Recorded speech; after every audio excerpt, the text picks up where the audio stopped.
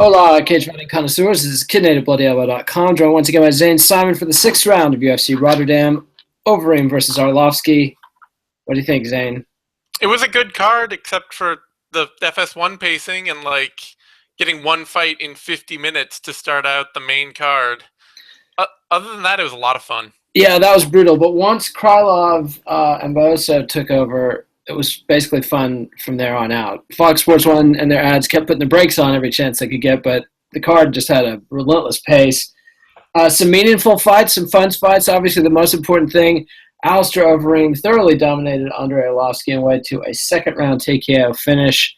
Thoughts on that? Is Overeem headed for a heavyweight title shot?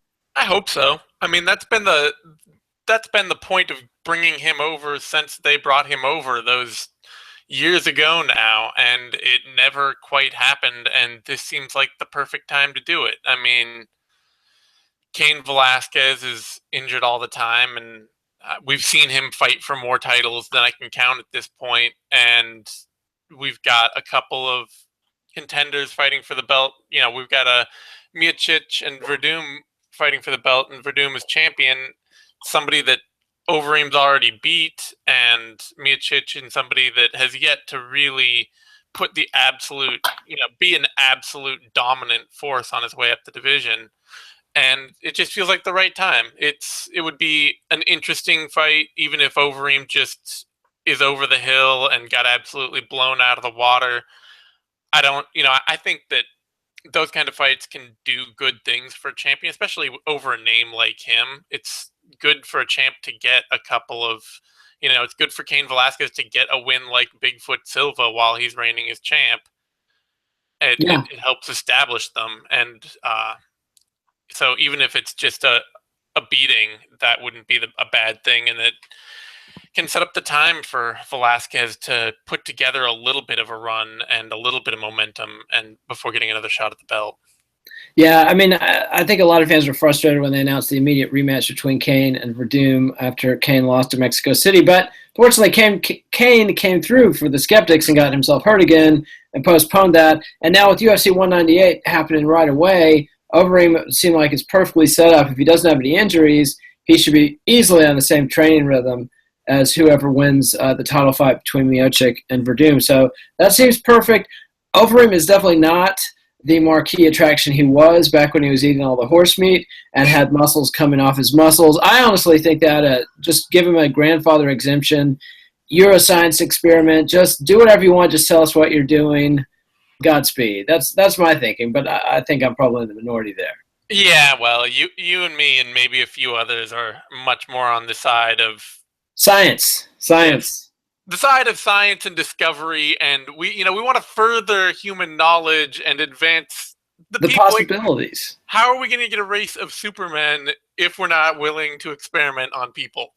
Well, what's going to happen when they legalize cyborgs in MMA and the rest of us are going to have to be, held back without TRT, without... Well, you've seen that video, right, of the, man with metal hands fighting, and... Yes. That's where we're headed. I mean... Exactly. It's inevitable.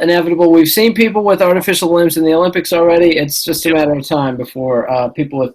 We've got people with titanium bones in the UFC. It's just a matter of time before the titanium is replaced with adamantium and Wolverine himself charges in the cage. I think it's irresponsible of us not to allow Overeem to use whatever chemical substances he can get his hands on. As long as they're labeled anti-inflammatory, I think it'll be cool. And as long as he's got a quack doctor that's willing to waddle up and tell the commission that it's all okay, I think we ought to be good. I'm not referring to any specific quack doctors, so don't sue me. But I mean, this fight didn't say much, except Overeem's a little more methodical than he used to be. He's learned to protect his chin, and Arlovski didn't have a lot to offer. I don't know that that's an indictment of Arlovski. Overeem is very good, and he played a control game, and it's hard to beat that. Yeah, I mean, Overeem's his development over the past couple years is to learn to be a controlled outfighter that picks his shots and pot shots people from range and never just sets his feet and brawls the way he used to. And with his athletic ability and his power at heavyweight, that's been the perfect recipe for him to be successful. That was the thing that's been missing all these years, apparently. Arlovski is kind of the same that guy. And the steroids. Well, yeah, but whatever. Arlovski's kind of the same guy he's always been, and he's even still got a lot of the hand speed he used to have. He just doesn't have the foot speed anymore. He used to be so light on his feet and so able to close distance at any time he wanted to, and that quickness of foot is kind of gone. And Overeem was too far away for too much time. I mean, Yeah. uh, even when Arlovski would chase him down with flurries, a lot of it was barely missing and just out of range. And Arlovski wasn't able to close that distance enough, and he ended up getting caught on the outside. And I don't know. I mean, it's kind of exactly what I expected, but it's also what you get with a top 10 that's still, Frank Mir, Josh Barnett, Mark With a top 10 that's a majority guys who were fighting 15, 16, 17 years ago. So, yeah.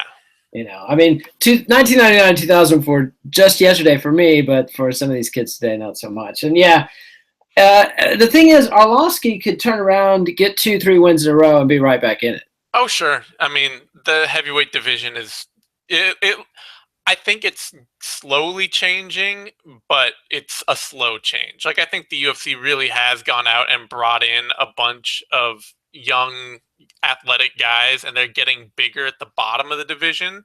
So you got all these guys who are like 6'4", 6'5", and 250, 260 pounds on their way up. And I think that will change the division over time. But at the moment at the top, it's still the guys that it was 10 years ago.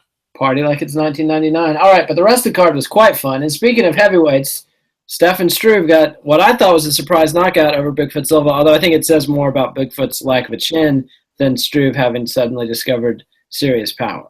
I'm not going to say I called Stefan Struve by KO round 1 off the first hard shot he threw and landed, but I did. And well, there you go. I wouldn't expect you to blow your own horn, but I'm glad you did. I mean, I'm just like, what else can we expect out of Bigfoot Silva at this point? The last 3 or 4 fights he's been in, the first hard shot he gets hit with, he goes down. And you could be like, oh, that came to some hard hitters, but it also came to Frank Mir. Well, he heard people were worried about his chin, so he grew that beard, and you have to admit, it's a fulsome beard, but it's not the kind of beard they're talking about when they're talking about resisting punches. And yeah, it was like a stiff breeze blew in the octagon, and Bigfoot fell over.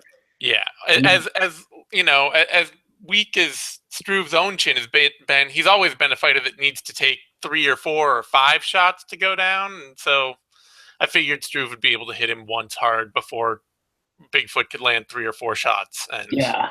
Now, does Struve have any relevance in the division? A little. I mean, it looks like he's confident again, and he's huge, and heavyweight always seems to have room for these weird Renaissance stories where, some guy will just recreate himself 5 years after everyone was sure he was absolutely finished. And Struve could be the next guy like that. I wouldn't bet on it, but I don't think this tells us that, but he looked confident.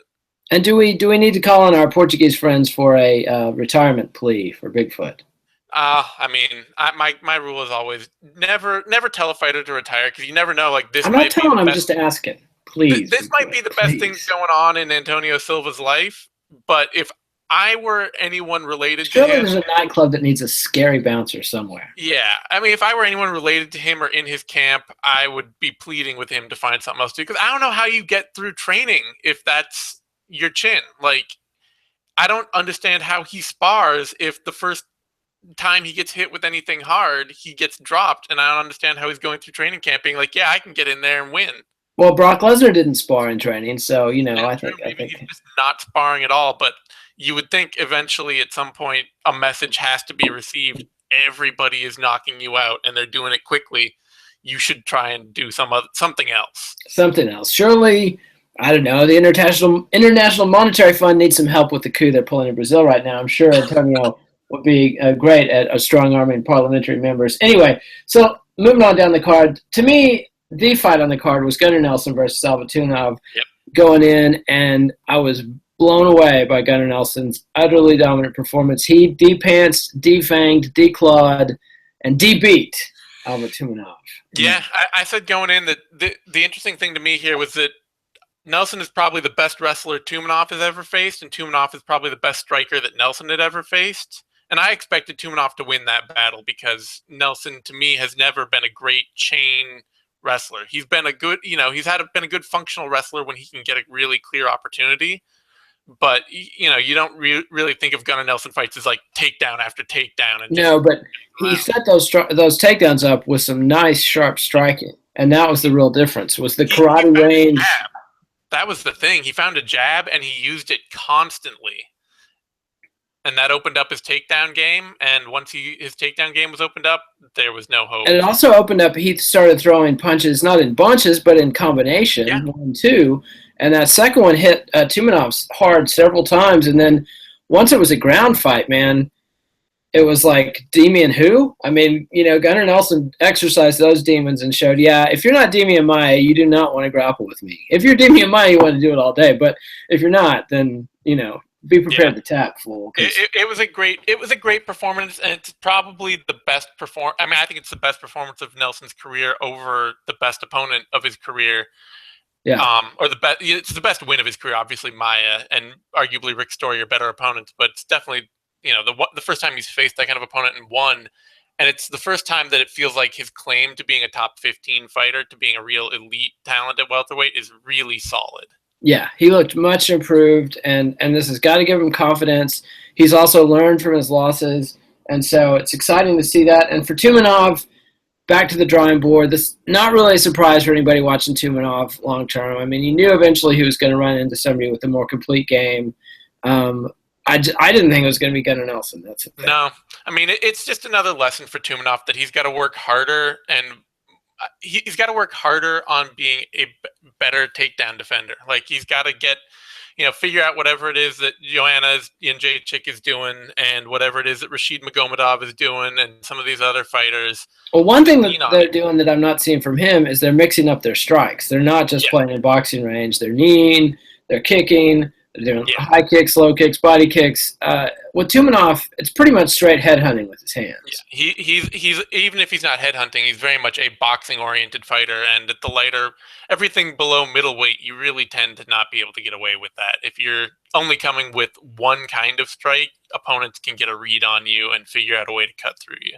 Yeah, and I also think that karate fighters do have some advantage in range and the ability to choose the range that the fight's happening in, and Nelson exploited that, I think, pretty brilliantly, because Tumanov, basically, anytime Gunnar Nelson was close enough for Tumanov to punch him, Nelson had already just punched Tumanov. Well, it seems like Nelson figured out that lesson that Lyoto Machida had to learn, which is that you cannot, if you're going to fight with that in-and-out karate style, you cannot be a one strike at a time fighter. You have to fill that space with active offense in a way that, we've also seen from Kyoji Horiguchi lower down the card and Lyoto Machida in his later career, where, Nelson's now, he's working behind a jab, he's working in combination, so that while he's going in and out all the time, he's not letting anybody figure out a way to time him by just coming in and throwing one big hard shot.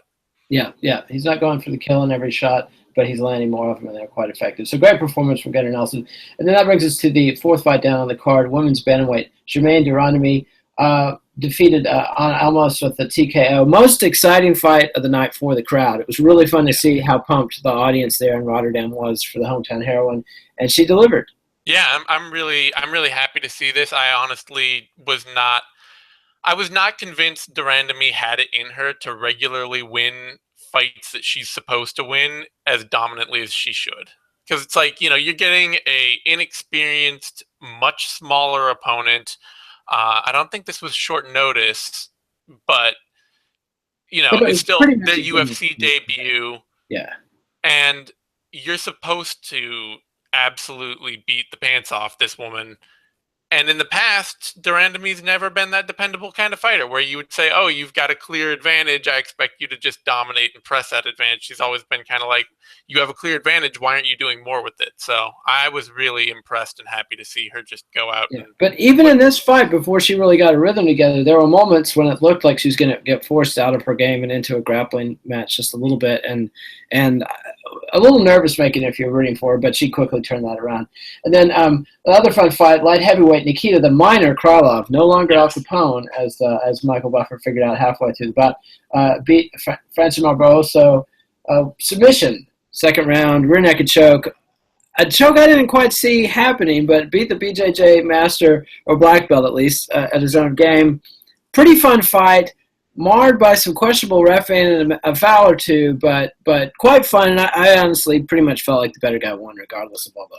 Yeah, I mean, even if Krylov gets a heavy dose of irony for fan support, he is definitely the much more what you want to see much more as a fighter on the rise than Barbosa is. He's big, he's tough, he's active and aggressive, he's fearless, and Barbosa is just, he's got that Ryan Jimmo thing going on where he just has the ability to suck the fun out of any fight he's in. He didn't manage this time, though, even though he did take Krylov into the second round, which tells you that it wasn't your usual Krylov fight. But Krylov fought a lot slower pace than he normally does, I thought, but it's still a much faster pace than anything Barbosa is used to, and he was able to, especially when he got on the ground. Like I think I said at the time that Krylov looks like that skinny kid with anger problems that like nobody wants to wrestle. Where it's just like, I could probably beat this kid, but it is just going to be awful. Like Krylov just threw himself into a triangle and all sorts of other things time and again, but then he just kind of gets angry and hulks his way out of stuff and stays on you. And when Barbosa lost the submission right at the end of the fight and suddenly let Krylov get on his back, I mean, that wasn't like Krylov was pulling slick reversals in jiu-jitsu there. It was like Barbosa went to sleep for a second or something and just was like, I give up. And then once he got his back, he literally did just give up. I mean, we have seen much harder fights to defend rear naked chokes in that one. That's all I can say. Krylov is, he is the kind of fighter that any opportunity he gets, no matter how inexperienced he is at taking that opportunity, he will take it. So he may make a complete mess out of it, but if he thinks there's an opening in front of him, he's going to jump on it and try and do something. It's like Vladimir Putin seeing an opportunity to seize a neighbor's territory. He's in there and going to go for it. Sorry to all my Eastern European friends. All right, so the opener on the women's strawweight card, Carolina Kowalkiewicz versus Heather Jo Clark, unanimous decision. Pretty good performance from Kowalkiewicz. Thoughts? Yeah, it was a fight that expected. Clark came out well to start and really looked like she had some power on her side, but she couldn't keep pace with Kowalkiewicz. And once Kowalkiewicz got comfortable and found her timing and her range, she just kind of opened everything up and outpointed her pretty clearly. I had to wonder how long Clark had been in Holland, because the jet lag on that trip is no joke. It takes about a week to 10 days to recover from. Yeah. And if your body thinks it's noon and it's midnight, that's just, She also is coming off ACL surgery after like a year and a half, 2 years. So it could just be a lot of cage rust too. But her style has always been to sort of throw a few big dynamic things every now and then and never quite keep a pace up that's easily going to win rounds. So. Yeah, but that'll win you a lot of fights at women's strawweight. So, she hasn't really had to modify that. But it is kind of a new game at women's strawweight since the last time Clark was competing. So anyway, we'll see what Kowalkiewicz has to do. Maybe I'll learn how to pronounce her name at some point. Let's start at the beginning, though. Start with the fight pass card. Flyweight Uko Sasaki defeated Willie Gates. Submission rear naked choke, second round, minute 30. Sasaki did what he needed to do. It was one of these classic fights. Grappler desperately trying to force a takedown. Striker desperately trying to stay off the ground. And Sasaki, I thought, he came out, was dominating early, then Gates resisted, got back to the feet, landed a couple shots, and then suddenly he's down again and he's getting tapped. Yeah, I mean, this fight, like Sasaki looked just as bad on the feet as he ever has. He just got slightly more confident, but slightly more confident. He didn't look terrified, which was really, honestly, a step up in his case, but he was still getting lit up every time that they made contact with each other. He got lit up pretty bad. But he was just able to tire Gates out in a way that he couldn't. Like he was able to exert more control on the ground than he has at bantamweight, and because he was able to exert more control, he was able to tire Gates out more. And because Gates was more tired, he was able, he faded faster, and the game got easier for Sasaki as it went on. And it's not the kind of thing that makes me think, oh my God, Sasaki's on a roll now. But no, this felt like the scraps at the bottom of the flyweight division, pretty much. Gates is somebody that I keep thinking has more potential than we've seen, but I'm He's close almost to 30, and he's been fighting for yeah. 5 or 6 years, and like I kind of expect, like he's got some time left, but everything should be about as clicked as it's gonna get. You know. Yeah. And if you can't beat a one-dimensional grappler at this point in your career, you're pretty much, especially with the kind of power Gates has. So, sorry, Willie Gates. Good luck down the road. All right, then we had welterweight Leon Edwards defeating Dominic Waters by decision. Okay fight, lots of back and forth. Nothing spectacular. Edwards won. Anything to add? Yeah, Edwards. Unfortunately, I think he's going to kind of always have the basic fundamental problems he has, which is that he's just not quite strong enough to easily win at welterweight. Even in a fight against Waters, who Waters didn't have a huge physical advantage over him or anything. There was a point late in that fight where Waters was just able to kind of push Edwards over and Yeah. work him over on the ground for a little bit. And Edwards rallied back, got up, did his thing. He's got a lot of nice technical parts to his game, but bigger, grindier, more powerful welterweights like Kamaru Usman, like Claudio Silva, I think they're still going to be able to tire Edwards out and force him to the ground and beat him up. Yeah. I'm not going to cast any aspersions against his home country. I'm just going to say they don't wrestle in high school in Great Britain, and I don't think they put steroids in the water. I mean, I don't think wrestling is Edwards' problem. Honestly, his counter. He's skilled, but the kind of core strength you get from a lifetime of wrestling or judo, he clearly does not have. Well, and he's just kind of a long, lanky dude. I think it's just kind of he's just not a powerhouse in that division. He's fast and athletic and dynamic, but guys who can shut that down can just wear him out. Yeah, but he got past Dominic Waters today. All right, and now we go to the feature fight on the Fight Pass card. Flyweight Kyoji Horiguchi defeated Neil Seery. Tune-up fight for the former title challenger Horiguchi. Seery's tough as nails, but that's about all he had to offer.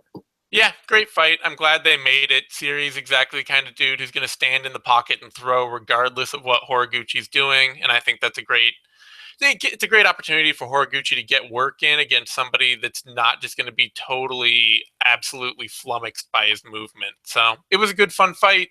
Not a fight Seery's going to win, but Seery's out there to put on fun fights. He doesn't have to win them all. No, and Horiguchi looked good. He looked tough. He took some shots back from Seery and wasn't phased. Looks fast as lightning. I think he's improving rapidly. I still don't see him beating DJ. Yeah, but that's not important at this point. We kind of just have to it's like when Anderson Silva was at the height of the middleweight division. You just kind of shelve that expectation and let everybody do what they're going to do. Yeah.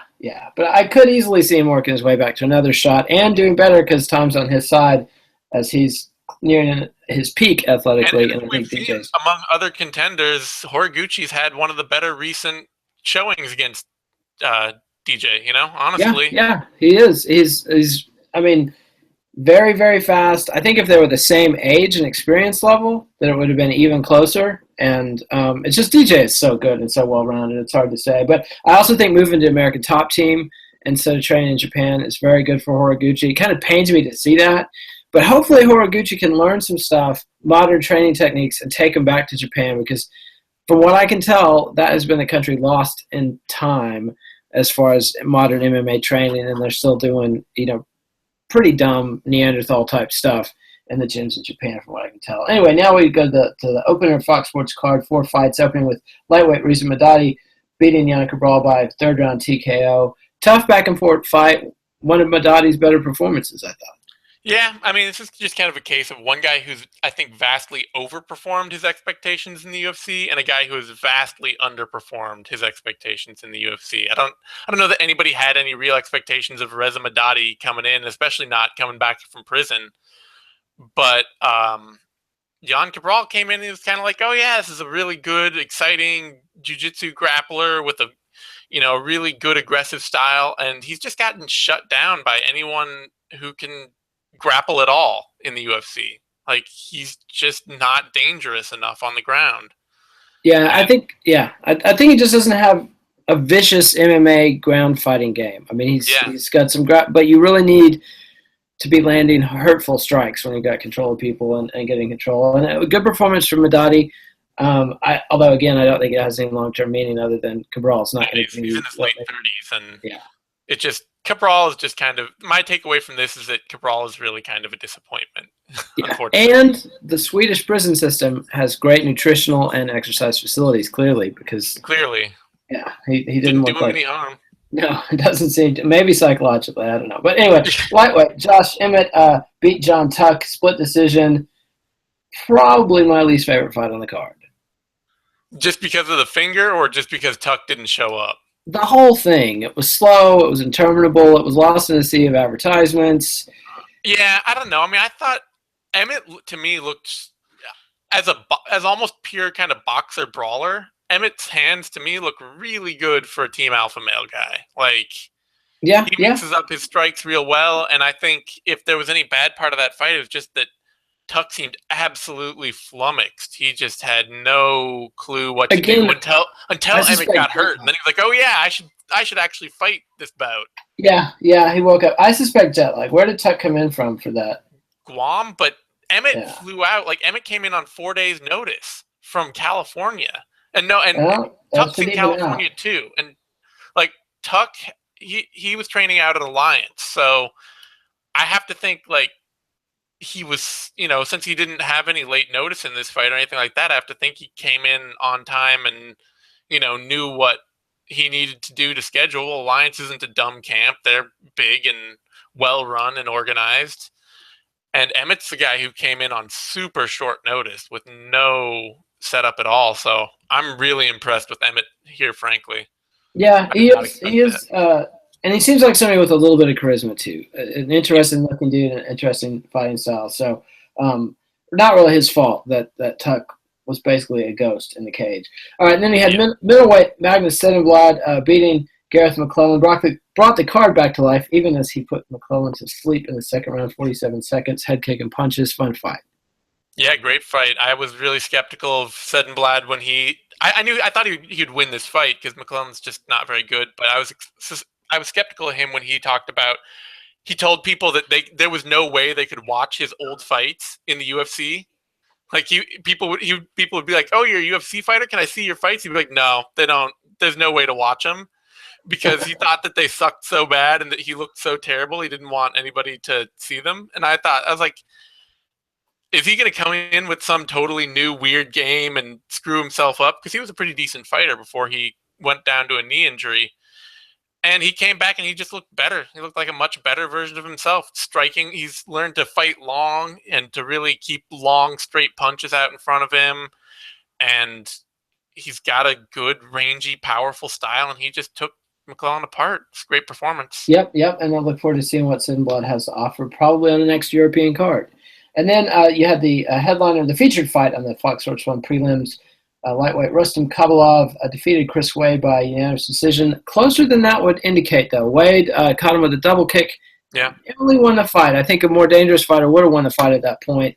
But Kabalov fought, wrote it out and did what Kabalov does the rest of the fight.